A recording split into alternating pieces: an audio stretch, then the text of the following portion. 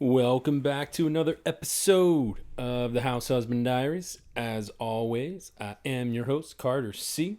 And today is a Sunday, so it's travel day.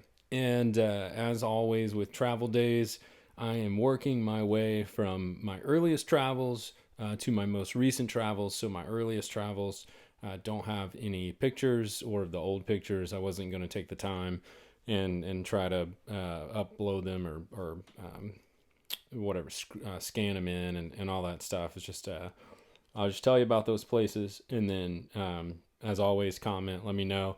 So for those of you that commented on my last travel video, Jamaica, that was a long time ago. That was one of my first international trips.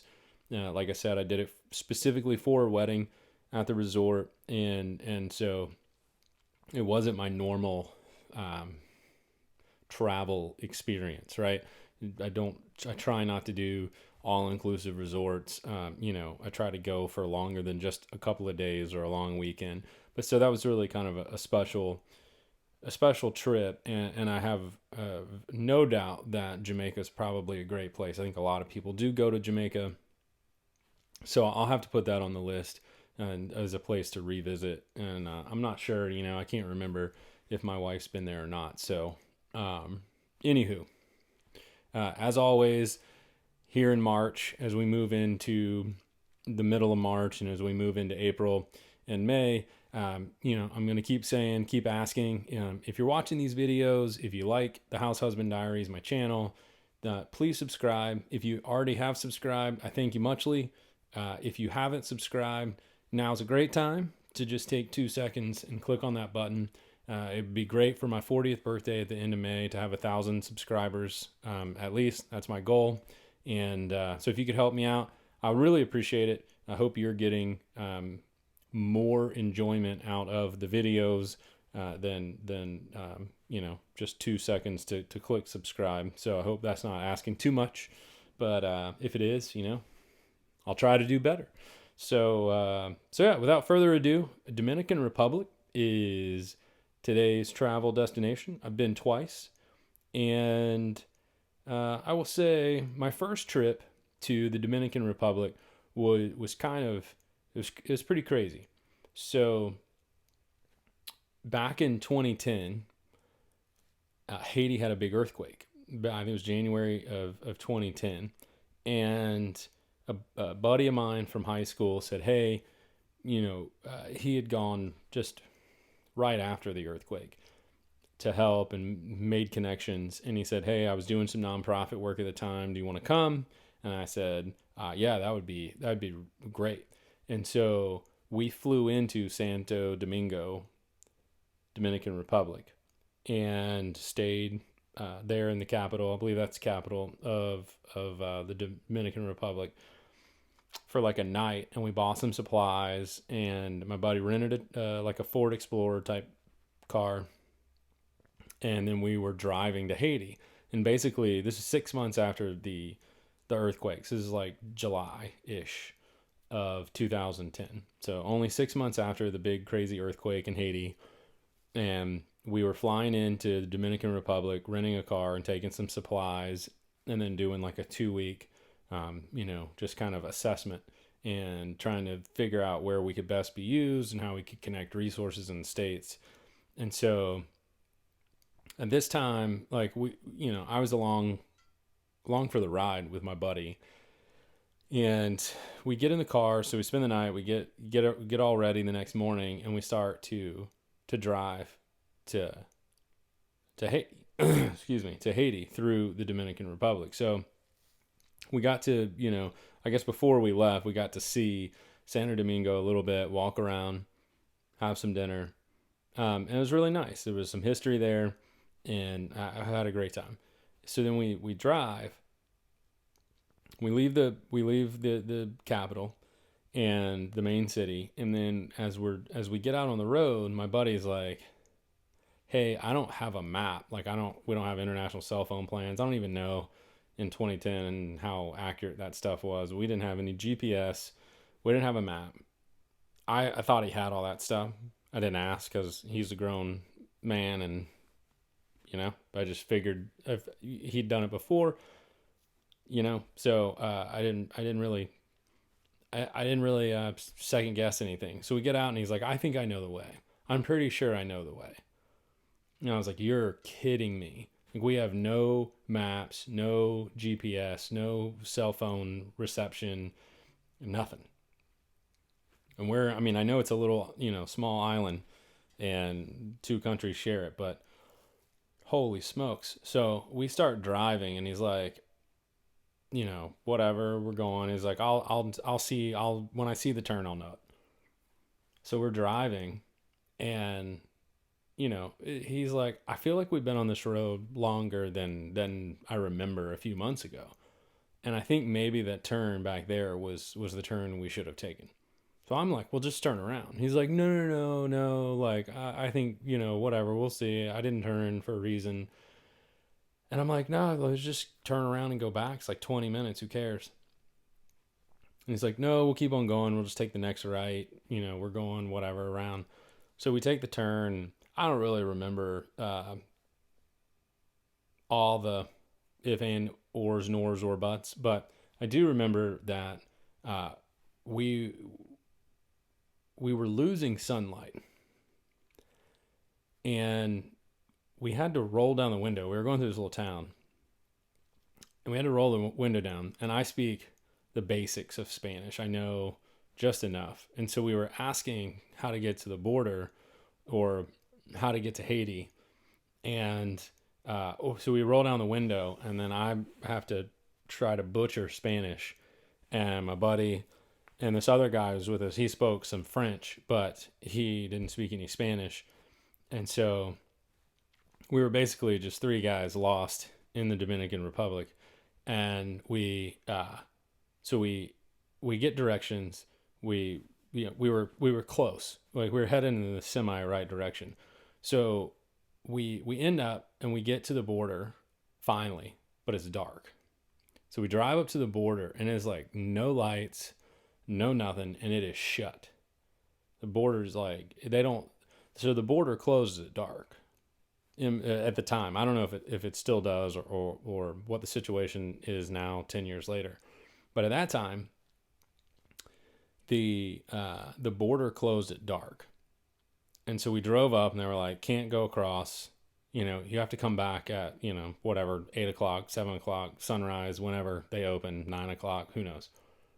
I don't remember what time they open. So we were like, you're kidding me, because we don't have a place to stay.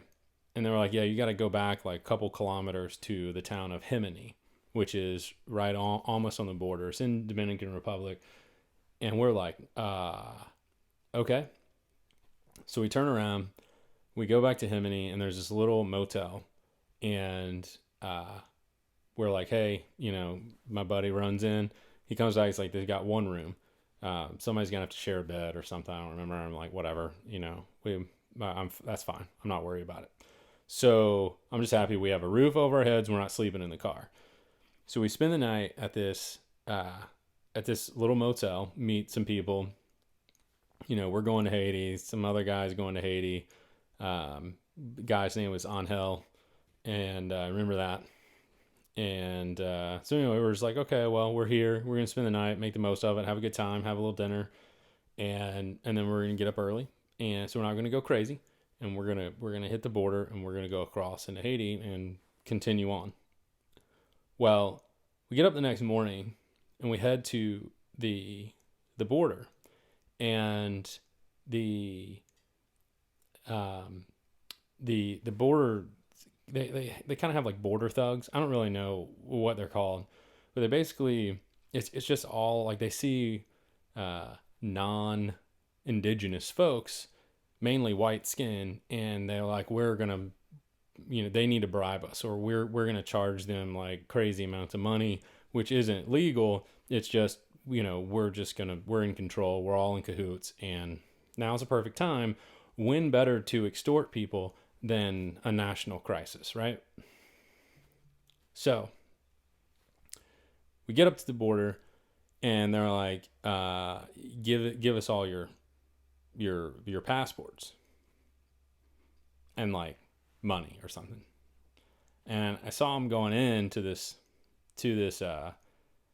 to this like hut or this building, and they were like, all these people would take the passports and they go into the building, and I'm like, hey, I can just do that. Like I can speak enough Spanish. Just give me. So I took the 3 passports of me and the other 2 guys in the car, and I went into the building. This guy followed me. This like little Dominican guy, and by little I mean like a shorter. That's I'm not like belittling. He was shorter than like way shorter than 6 feet tall. So he comes, walking behind me, and they're all like, what is going on? Like, why is this guy in here? So everybody's shocked. I walk in, I wait in line. I'm like, okay, I'll wait in line. And they're all like, everybody in there is going, wait a minute. Like, this guy's not supposed to be in here. Not because I wasn't supposed to be in there, but because I was defying their little racketeering thing that they had going on. So I was like, I've crossed enough borders, and there's no such thing like this anywhere else. This is crazy. So I go up, I wait in line, didn't have to wait long. And the guy starts asking me some questions. I get good enough answers, and he stamps all 3 of our passports. And so I walk back to the car, I hand the guys the passports, and I say, let's go. We're out of here. We just got stamped out of the Dominican Republic. So now we go to the gate. Well, as we're driving to the gate's open, and there's guys with like M16s or something on either side in full military garb. So as we're driving, this guy yells to like some other guy in a blue shirt, like a police officer or something. And then he yells, and they're yelling, we're almost at the gate. And they yell at the military guys, and they like tell us to stop with the guns, and they close the gate. And I'm like, what are they doing? Like, we're stamped out of Dominican Republic. We're legally no longer supposed to be in the Dominican Republic.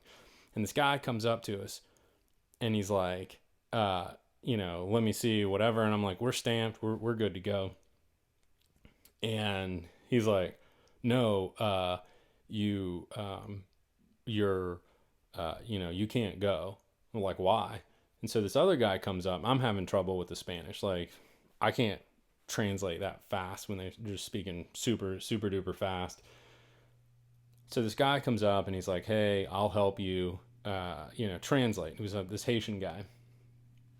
So we're sitting there, we're like, okay, well, at this point, we don't know what to do, so we need help. We need somebody that can translate. And he's like, well, what he's saying is, you didn't pay their little fee or something. And we go, we don't have to pay it. Like, we're already stamped out, and we just go. And he's like, well, and so he translated and told him, and the guy came back and he was like, well, your car's not allowed to go to another country, to Haiti. We can't let you drive that car across. Y'all are fine, but you can't. We need a note from the rental agency that it's okay to go from the Dominican Republic to Haiti.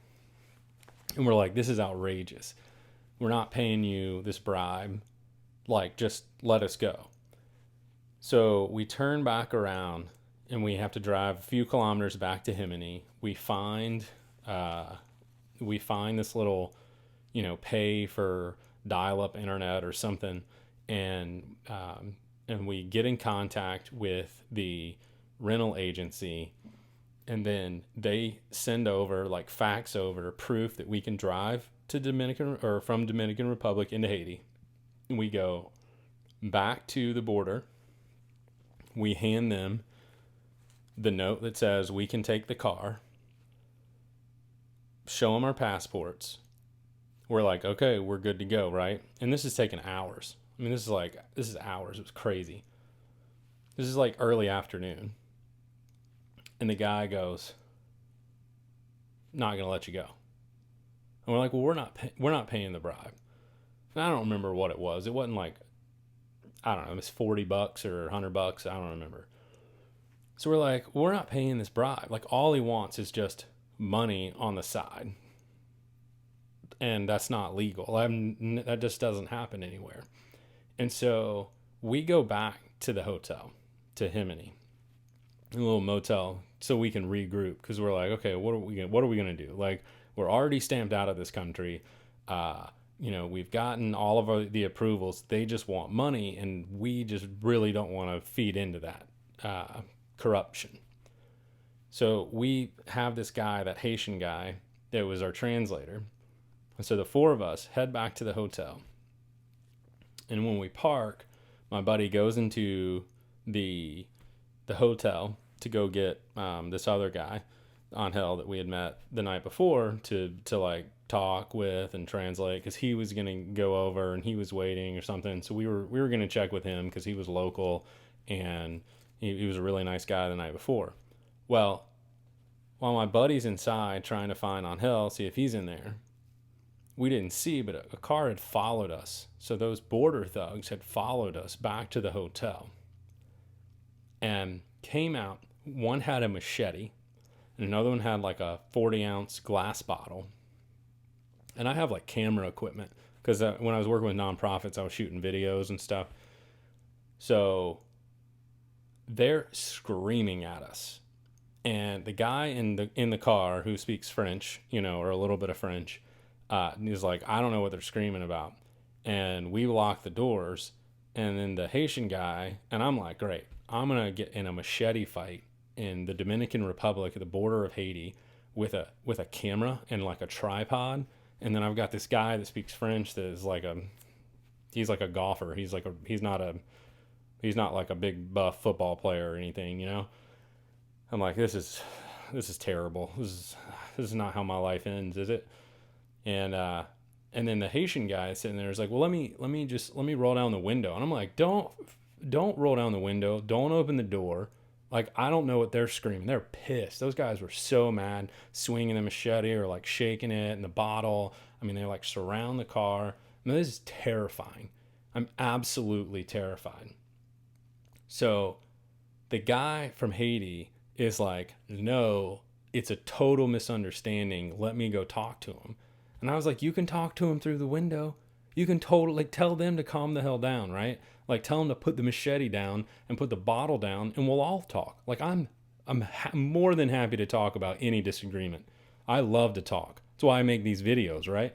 I am supremely happy to have a conversation. However, machetes and 40-ounce, empty beer bottles are not, how I enjoy having conversations.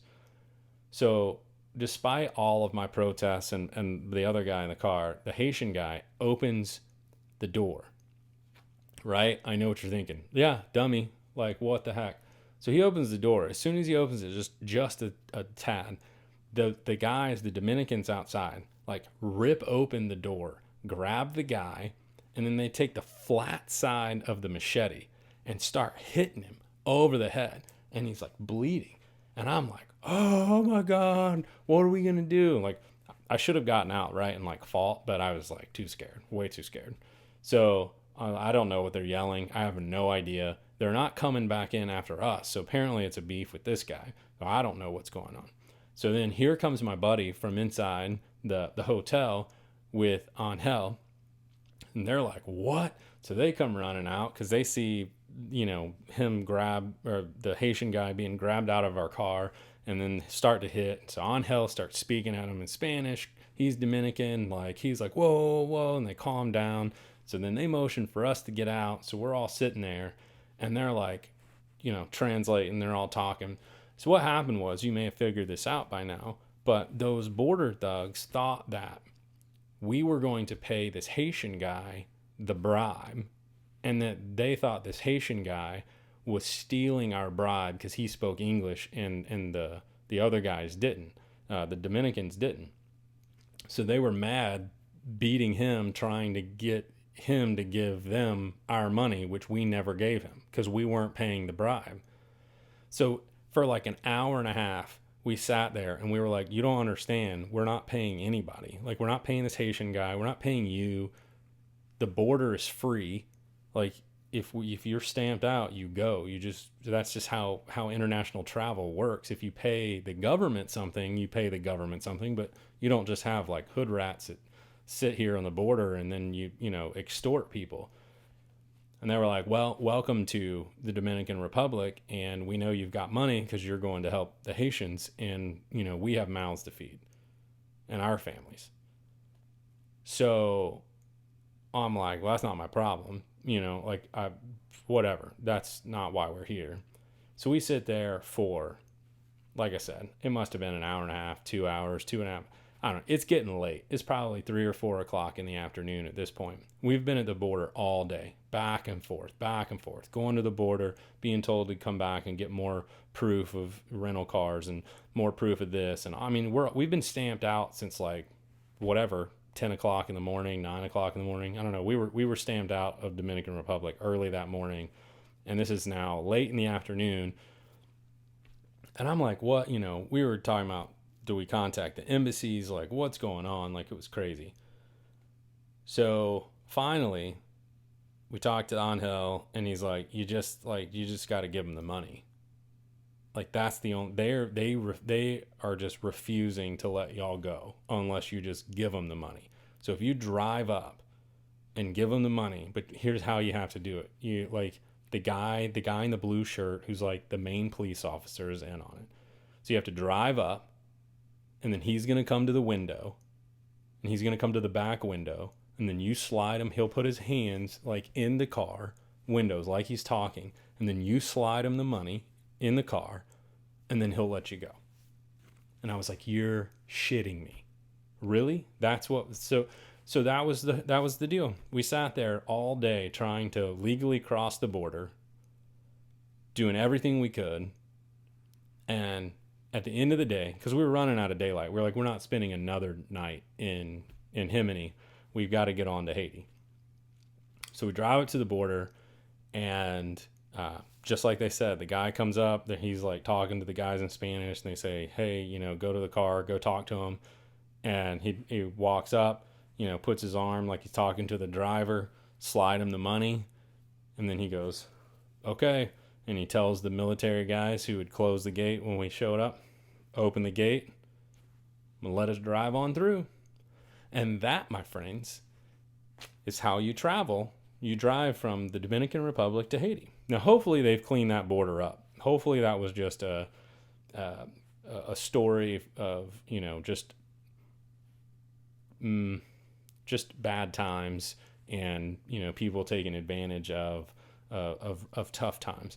But I don't know. It may still be that way. It may be a difficult border to cross. There's a lot of angst between the Haitians and the Dominican Republicans, Dominicans, and who knows. But that was probably the scariest. When they hopped out of that car with a machete and bottle, like they were ready to fight, and I didn't have a weapon because I wasn't expecting that. I was probably the most terrified I've ever been during any international travel. So, and then the second trip, which is going to be highly anticlimactic after that, the second trip I took with my wife, and it was just after tax season, and we shot down for like 4 days and went to Punta Cana, which is like the big resort place, and we stayed at one of those like super affordable, all-inclusive, places, whatever. It's kind of blah. But it was what we could afford at the time, and it was just a quick trip and everything. Flights were cheap, and it's beautiful. I mean, beautiful beaches, beautiful area, and maybe a little too much seaweed, right? But now we're just picking. But it was fun. It's nice. I always love the sun and beautiful sand, but really that first trip was just absolutely unreal. And when you're trying to help people, it's just interesting how in light of the massive earthquake and international humanitarian aid and all that stuff that was going to Haiti, that those kinds of things still pop up like the Wild West. And then one last thing that I'll say, and I'll close this video up because I know it's getting a little lengthy, but it was really interesting when you drive up to the border from the Dominican side. So there's a lake, and I don't remember the lake's name right offhand, but as you're driving up, it was like a makeshift road at the time. And I'm like, wow, it's just really weird. And you see all these buildings. I mean, it's not a tremendous number of buildings, but a handful of buildings, and they're like out in the water. And then you're like, why is this lake? Why are these buildings out in a lake? Like, that's just weird. And you would think they would have, I don't know. It was just, so I asked somebody, why are all these, it looks like there's all this makeshift stuff in the road. And they go, oh, well, when the earthquake happened a few months ago, it raised the Haitian side of the lake. And because it raised the Haitian side of the lake, the water flowed down and the lake just kind of moved shape. And so the water had to go somewhere, and it flooded out like these shops and borders, these buildings at the border. So 7 months ago or whatever, 7 months prior to us being there, those were all working, whether they were homes or shops or what have you. It was like, that's why all this stuff is all makeshift, and they just threw it up across the street. They had to build this berm, and everybody's just kind of everywhere because the entire geography changed due to the earthquake. I thought it was really interesting. So maybe you learned something new today. But yeah, if you ever want to go to Dominican Republic, I highly recommend it. It's a beautiful country, a lot of history, and just pay your bribe. And it's really safe. It's not a problem to drive around. Everybody was super nice. That was just a big misunderstanding between the Haitian guide fella and the Dominican Republicans. The Dominicans. Sorry. Thinking out loud. But anyway, I hope you guys enjoyed the story. I got many more stories where that comes from. A lot of traveling, a lot of good times, but that was one of the craziest trips that I have ever been on. So thanks so much for watching this episode of the House Husband Diaries. As always, subscribe. Help me get to 1,000 for my 40th birthday. Hope you all have a great day. Later.